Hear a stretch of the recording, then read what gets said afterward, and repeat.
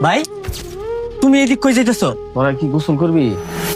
থাক তাহলে আমি একটু পরেই করবো না। তুমি ভুইলা যাও না, তুমি আমার জায়গা জমি ভাগ করে দিছো। এখন আমরা দুই ভাই আলাদা, আমরা আর একসাথে খাই না।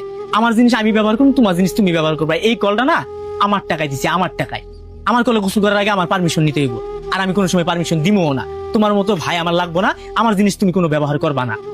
যাও, গোসল করতে পারবা না। ঠিক আছে ভাই।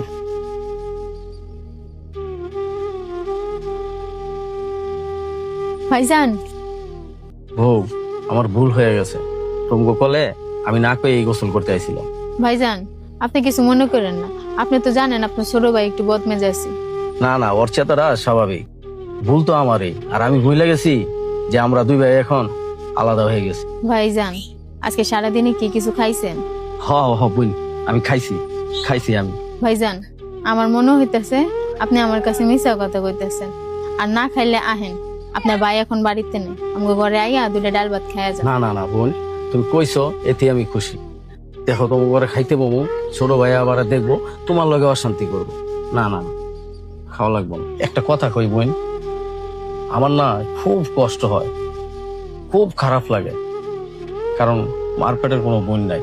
তবে কোনো আফসোসও নাই, কারণ তোমার মতো একটা বোন পেয়েছি। পুরো হাজারটা ভাই না থাকলে কি হয়? আমিও না আপনার একটা কথা কইবার চাই।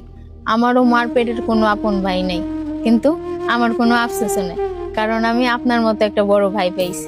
আপনার ছায়া সব সময় আমাকে উপরে রাখেন। আমি তোমারে কথা দিতাছি বোন, আমি যতদিন বাচ্চা আছি আমার ছায়া সব সময় তোমাকে উপরে থাকবো।